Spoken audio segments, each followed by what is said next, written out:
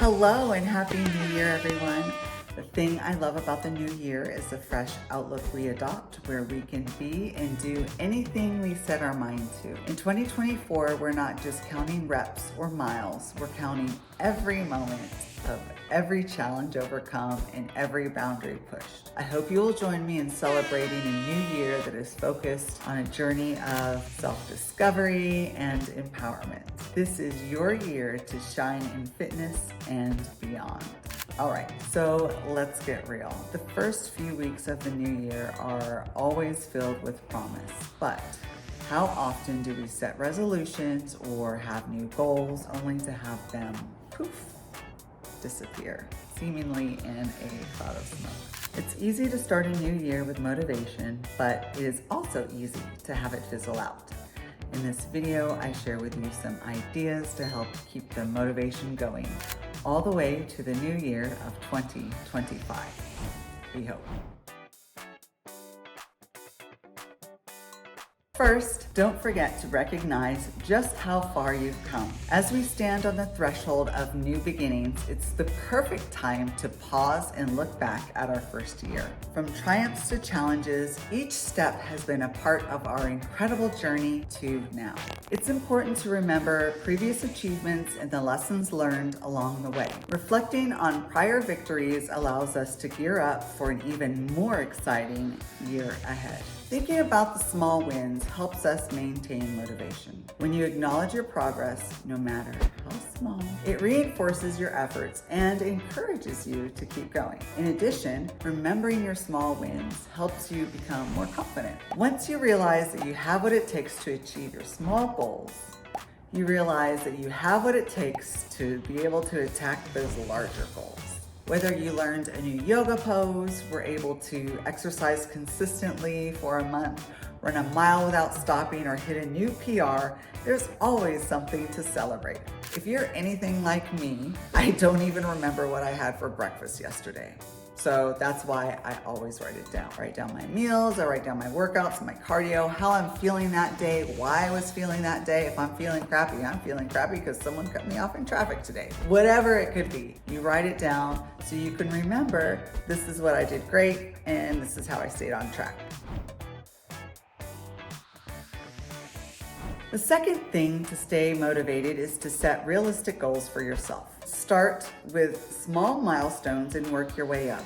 Using SMART goals in fitness helps in creating a structured and effective plan to help achieve your fitness aspirations. SMART stands for specific, measurable, achievable, relevant, and time-bound. First, S, specific. The goals should be clear and specific so you know exactly what you're working towards. For example, instead of saying, I want to get fit, you want to be more specific about that. So maybe a specific goal would be, I want to run a 5K. One of my favorite examples is planning a visit to the gas station. If you need to fill up your car with gasoline or diesel, typically you choose the most efficient way to get there. Without planning your drive, you can just drive wherever, up one street, down another, with no concise plan. Eventually you will get to the store or gas station, but you might run out of gas, or it'll take longer than necessary, and will likely cause a lot of frustration and stress. The best thing is to plan where you're going and the best way to get there. That way you can try to avoid pitfalls if possible. M, measurable. You should be able to measure your progress. So going back to the 5K goal, you might track how far you can run without stopping. You can also measure by clothing sizes, pounds lost, measurements, or repetitions completed. A, achievable. The goal should be realistic and attainable to be successful. While it should be challenging, it should also be something that you can realistically achieve. Don't attempt to become an ultra marathon runner in like 3 months. If you're not a runner, you haven't even run yet. You can set that goal as something in the future, but nothing super short term like next week. R, relevant. The goal should be relevant to your interests. your needs, and your abilities. For example, if you enjoy running, then running a 5K is a relevant goal. If you don't enjoy running, do something else, like swimming 800 meters or completing 100 push-ups. Time. Setting a deadline provides a sense of urgency and helps you focus. For instance, aim to run a 5K in like 3 months. So once you've determined your goal, how do we even get started going about achieving it? Well, first you want to assess your current fitness level. Before setting goals, it's important to understand your current level of fitness. This could include assessing your cardiovascular fitness, your strength, your flexibility, body composition. It depends on your goal. Next, you want to write down your goals. Writing down your goals can make them feel more real and serve as a constant reminder of what you're working towards. Also, plan for challenges. Think about potential obstacles and how you'll handle them. This proactive thinking can help you stay on track even when times get tough. But we'll talk about that in a bit. So up to this point, you've reminded yourself of how far you've come, so you're primed and ready for something new. You've also mapped out your SMART goals. And now we're going to find out why in Dante's Inferno do you even want to do this goal in the first place. In other words, why do you want to run the 5K? Why do you want to do 35 push-ups or complete 150 double unders without stopping? Knowing your why for fitness goals grounds your fitness journey in personal meaning and purpose. That makes it more likely that you will start, continue, and find satisfaction in your mission. When you encounter challenges or feel less motivated, remembering your why can reignite your commitment and help you stay on track. Fitness is often a long-term journey requiring sustained effort, so a clear understanding of your underlying motivations can help you maintain effort and enthusiasm over time, especially when progress seems slow or when facing setbacks. When I was pregnant with my first daughter, I gained 70 pounds.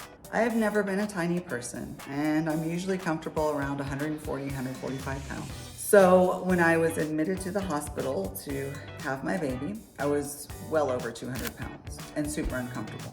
When I was finally given the okay to go back to the gym, I had to wear my then husband's clothes because nothing I had fit me anymore. I walked into the gym and I was like stretching and reaching towards the toes that I had not seen in several months until kind of recently. And I looked over and I saw this beautifully fit woman, and she was just wearing the cutest little outfit, and I was just like, oh, she's so cute, look at her. I used to look like that. I want to look like that. And it was very discouraging. I was very sad, super depressed. I wanted to leave. I didn't even pay attention to, hey, remember why you're a little bit overweight right now, because your amazing body just created a little human and she's at home with grandma and you're doing amazing and you're doing all that you can because you're a new mommy, you gave birth, and now you're getting back on track. Everything will be fine. I didn't even worry about that. I was just like stuck on the physical stuff. And I just felt disgusting and super disappointed in myself that I even let myself get to that point. And I wanted to give up. So I was ready to go home. And then I heard a little voice. I don't know where it came from, but it said, if you give up now, it will never get better. And I was like, okay. So my mind automatically went to, okay, I'm gonna continue gaining weight. My health is gonna get worse. I may not be around for my daughter. I may not be able to play with her when she's able to walk and run around. Like, your brain automatically goes to the worst possible scenarios.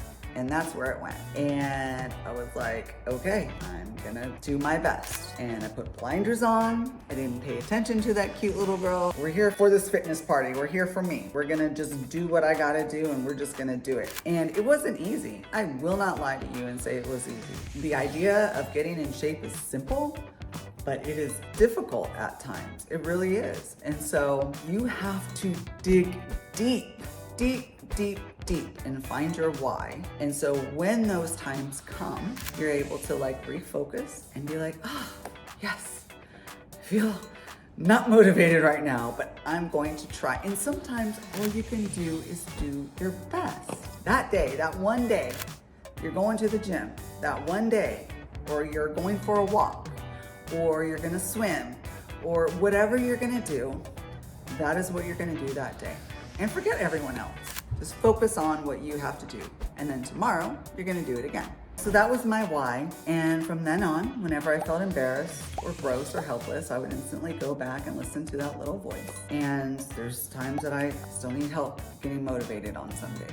So for you, your why could be showing your mean sibling that you can be healthy, or fitting into an old pair of jeans. And with those jeans, I would hang them up where I could see them and be like, wow, one day I'm gonna fit in those jeans again. I know it. Whatever it is, find your why, focus on that, put your blinders on, and you'll get there.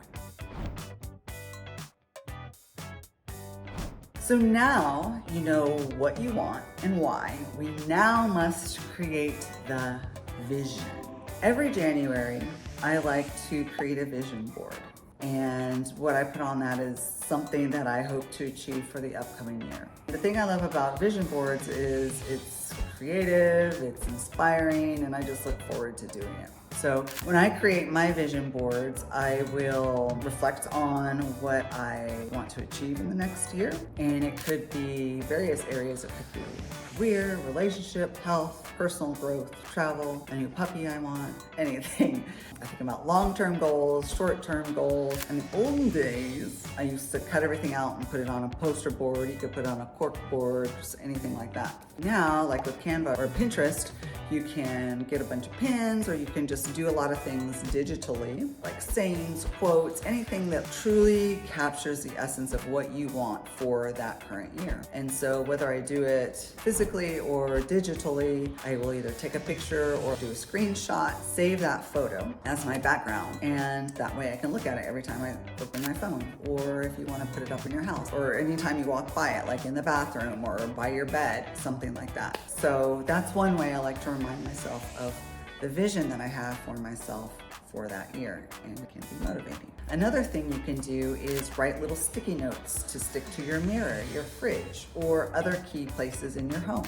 Going back to those jeans that you want to fit into, maybe look and focus on those jeans. If you're not a visual person, maybe something auditory can help you, like listening to meditations. You can record your own meditations and then go to bed and listen to them. But why does this work? Why are we talking about focusing and visualizing? Well, regular visualization keeps the goal at the forefront of your mind, constantly reminding you of what you're working towards. And that, in turn, can reinforce your commitment to the goals and keep you motivated over the long term. Visualization also helps in creating a clear and detailed mental image of the desired outcome. And this clarity can lead to more effective goal setting and planning, because you can better understand what you are striving to achieve, essentially. Neuroscientific research suggests that the brain doesn't distinguish much between real and imagined experiences. So, visualizing success can stimulate the same neural networks as actually experiencing success, which conditions the brain for actually doing it. So if you visualize that you can run the 5K in 17 minutes, your brain is going to think that you can run it in 17 minutes. And so when the day comes, as long as you are working towards that goal, you should essentially be able to make it. Pretty cool stuff. So now you've got your why, let's plan your workouts. If you're new to working out, it's best to start with, I would say, 2 to 3 days a week of strength training exercises. And that could be just like non-weighted, just air squats, push-ups, anything. And then in between, just make sure you stay active. You could be walking, playing pickleball, playing tennis, swimming, anything like that. Whatever you choose to do, just make sure you are consistent. Being consistent is just as important as staying active. Consistency is important because regular exercise is essential for building strength and endurance. When regular exercise becomes a part of your routine, it makes it easier to stick with over the long term. The more you exercise, it can also regulate your hormones and improve insulin sensitivity. You can have improved cardiovascular health, stronger muscles, and greater flexibility. This reduces the risk of chronic diseases like heart disease, diabetes, and obesity. Regular exercise can also help prevent injuries with proper form and progression. It helps in strengthening the body and preventing injuries that might occur due to sudden intense activity without proper preparation, like falls. And sadly, elderly individuals who don't exercise regularly share a greater risk of severe injuries due to falls. Regular physical activity is also known to reduce symptoms of depression and anxiety. It boosts mood and, believe it or not, improves your self-esteem. Consistent workouts are key to achieving any fitness goal, whether it's weight loss, muscle gain, improved athletic performance, or general health maintenance. If you are inconsistent in working out, it could lead to undertraining, which could impede your fitness goals and affect your health adversely. All right, so now we have a plan to keep our workouts consistent. What if we still need a little help in the motivation department? Have you heard the expression, like attracts like? According to the law of attraction, whatever you say, feel, or do will attract more of the same.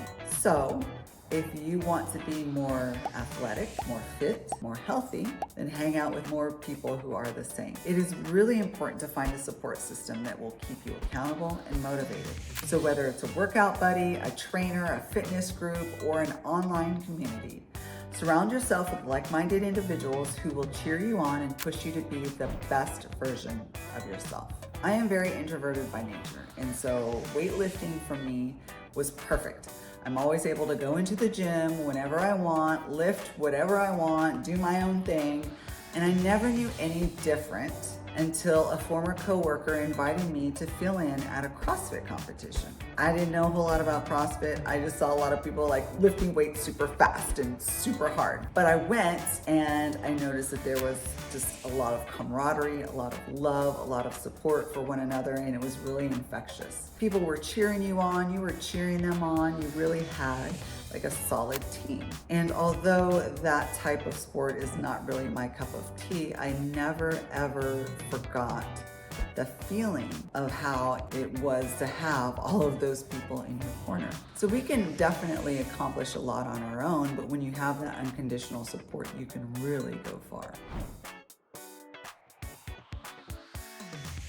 So let's say time passes and you've been focused, committed, and motivated for days and weeks and months, and soon the goal is in sight.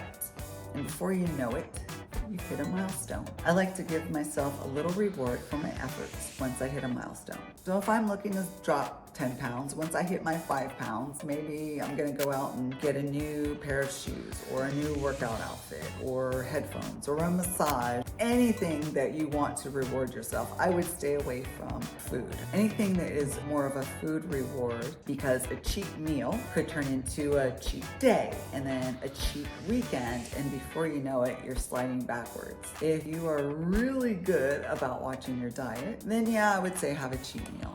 Nothing wrong with that. But for me, as soon as I taste sugar again, forget it. I'm just off the rails. And I'm like, all week I'm gonna be eating chocolate because it's my cheat weekend. Don't do that. So I just stick with like going to a beautiful place. So now that we have some more tools in our tool belt regarding staying motivated, what happens if we still have some issues? Well, I recently had been killing it in my workouts, and I ended up injuring my shoulder because I was not taking time off, and that was my fault. And that ended up being a huge challenge. But it doesn't have to be something physical. Stress could mess up the workout, illness can mess up your workout, needing to take time off for kids or take care of aging parents, could be any number of things. Unfortunately, when we make the decision to get fitter and healthier and focus on us, all of the challenges don't disappear. They're always going to be there. So we have to make sure that we have a plan in place to move through those challenges. Somehow, somewhere, sometime, something will always come up. And that goes back to remembering your why. Remember why you want to achieve your fitness goal. Obviously, if you're in the hospital and you can't walk, you can't tell the doctor, oh, sorry, doc, I can't mess up my fitness goal. I'm going to the gym. I mean, if you're physically active, don't let time constraints prevent you from doing something. And it doesn't have to be an hour workout. It doesn't have to be like 5 hours. It could just be a little bit. If you skip today's workout and say, oh, I'll work out tomorrow. Well, tomorrow could be like another thing. So when I was a single parent, I would take my daughter to the park, and that was the perfect time to take advantage of playing with her and being active myself. So she could ride her bike, I would run after her. We could play tag, because kids love to run and I hate running, but we would do that. Or we could climb things and play King of the Hill, or the floor is lava. There's all kinds of different things that we could do. Just stay active. If you have a little one and little one is taking a nap, you could do sit-ups or push-ups next to the bed they're sleeping in. You can do a lot of mini exercises throughout the day while they're eating. You could do squats for like 5 minutes or whatever. So the key is to stay active throughout the day, and you can do just mini workouts as long as you're staying active. Our bodies were not made to be sedentary. And it may not seem like it, but our bodies love to move. That is why endorphins are released the more active we are, and we end up feeling good. So sure, if you haven't moved in a few months or years, you will be sore and things may hurt. Gradually and safely done though, your body will acclimate and you will feel better each time. So find exercises that you enjoy and make them a part of your daily routine, whether it's running, cycling, weightlifting, walking around outside on your lunch break at work. Find what you enjoy doing that gets your heart pumping, your muscles moving, and you just get in there and you do what you can. I have been weight training for over 20 years, and there are still days that I don't want to go to the gym at all.